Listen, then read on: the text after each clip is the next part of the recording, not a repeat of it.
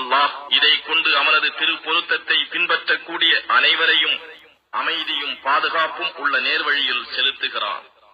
இன்னும் அவர்களை இருள்களில் இருந்து வெளியேற்றி தன் நாட்டப்படி ஒளியின் பக்கம் செலுத்துகிறான். மேலும் அவர்களை நேரான வழியில் செலுத்துகிறான்.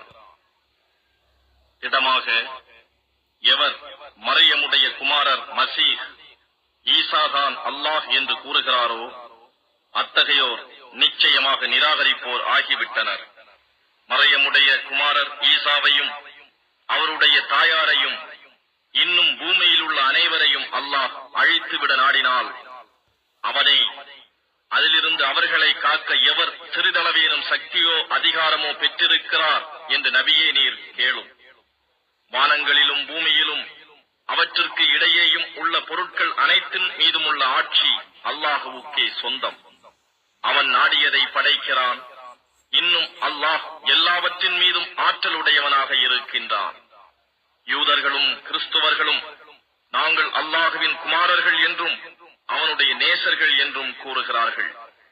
அப்படியாயின் உங்கள் பாவங்களுக்காக உங்களை அவன் ஏன் வேதனைப்படுத்துகிறான்? அப்படி அல்ல, அவன் படைத்த மனிதர்களில் இன்றும் நீங்களும் மனிதர்கள் தாம் என்று நபியே நீர் கூறும். தான் நாடியவர்களை அவன் மன்னிக்கின்றான், தான் நாடியவர்களை தண்டிக்கவும் செய்கிறான்.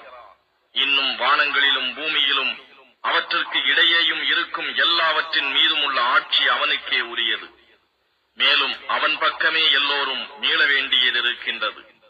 வேதமுடையவர்களே, நிச்சயமாக ஈசாவுக்கு பின் இதுவரையிலும் தூதர் வராது இடைப்பட்டிருந்த காலத்தில் நன்மாராயம் கூறுபவரும் அச்சம் ஊட்டி எச்சரிப்பவரும் ஆகிய எவரும் எங்களிடம் வரவே இல்லையே என நீங்கள் கூறாதிருக்கும் பொருட்டு இப்பொழுது உங்களுக்கு மார்க்கத்தை தெளிவாக எடுத்துக் கூற நம் தூதர் உங்களிடம் வந்துள்ளார்.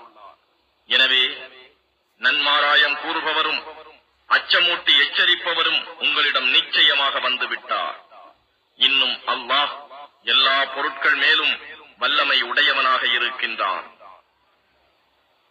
அன்றி மூசா தம் சமூகத்தாரை நோக்கி, என் சமூகத்தோரே, அல்லாஹ் உங்கள் மீது புரிந்திருக்கும் அருட்கொடையை நினைத்து பாருங்கள்.